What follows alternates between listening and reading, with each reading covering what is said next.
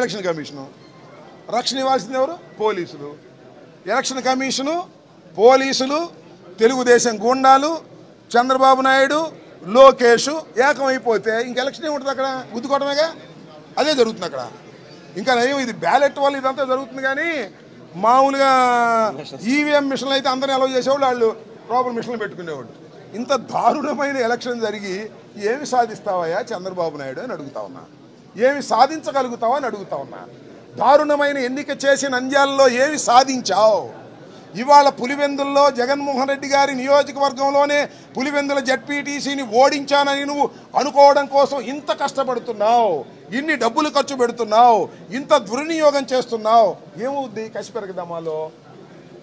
అంటే వైసీపీని అణగదొక్కడం కోసం నువ్వు చేస్తున్నటువంటి ఈ ప్రయత్నాలను అర్థం చేసుకునేటటువంటి పరిస్థితుల్లో ప్రజలు లేరా అని అడుగుతా ఉన్నా.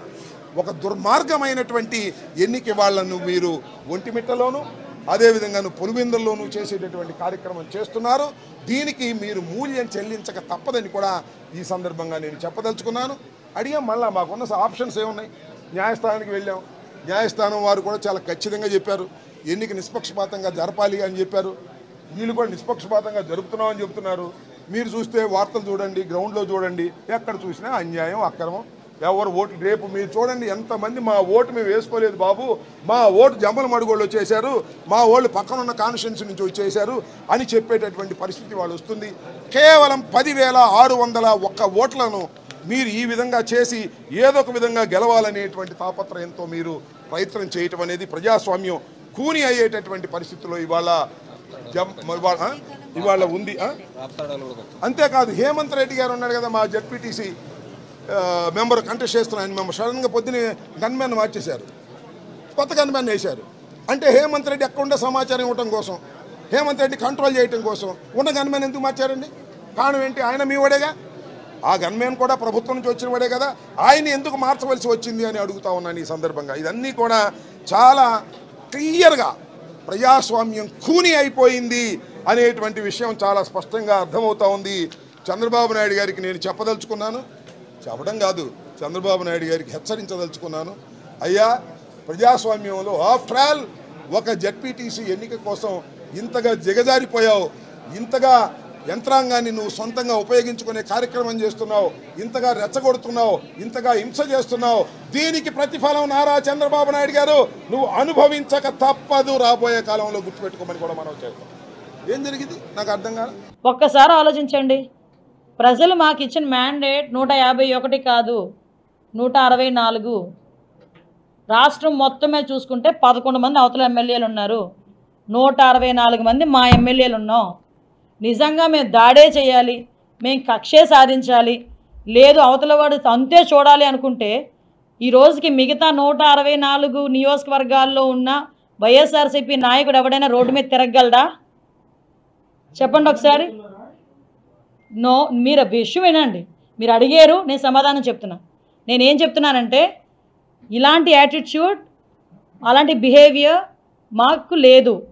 At the same time Chandrababu Naidu గారు చాలా క్లియర్గా కక్ష సాధింపు చర్యలు మేము చేయమని చెప్పారు. కాబట్టే దెబ్బతిన్న కార్యకర్త కూడా నాయకుడు మాట మీద ఇంట్లో కూర్చున్నాడు. కానీ ఎవరైతే అన్యాయం చేశారో, అవినీతి చేశారో అలాంటి వాళ్ళని మాత్రం యాజ్ పర్ రూల్ వాళ్ళని పనిష్ చేస్తాం. ఓకే, మీరు ఇందాకన్నా దాడులు జరుగుతున్నాయని, దాడులే జరుగుతున్నాయో చేయించుకుంటున్నారో అది కూడా ఎంక్వైరీ వేస్తాం. నిజంగానే దాడి జరిగింది అనుకోండి, డెఫినెట్గా వాళ్ళ మీద చర్యలు తీసుకుంటాం. మా పార్టీ వాళ్ళనే చర్యలు తీసుకుంటాం. నేను ఇంకోటి కూడా చెప్పాను, గంజాయి విషయంలో మా పార్టీ వాడు ఫోన్ చేసినా మీరు రెస్పాండ్ అవ్వద్దని చెప్పాను నేను.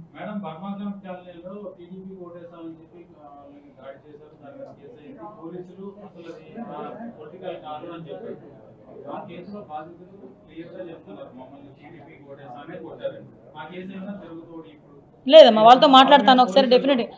నేను చెప్తున్నాను కదా, పోలీసులు కూడా అందరూ కూడా ఫేవర్గా ఉన్నారు నేనేం చెప్పట్లేదు, అందరూ యాజ్ పర్ లా పనిచేస్తున్నారు, నేనేం మాట్లాడట్లేదు.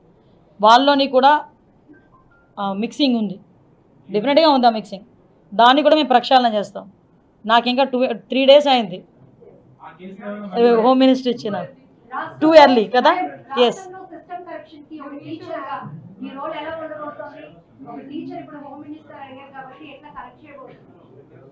టీచర్కి ఎంత రైట్ ఉంటుందో పిల్లల్ని కరెక్ట్ చేయడానికి యాజ్ ఏ హోమ్ మినిస్టర్గా నాకు అంతే రైట్ ఉంది కాబట్టి డెఫినెట్గా కరెక్షన్ చేస్తాం.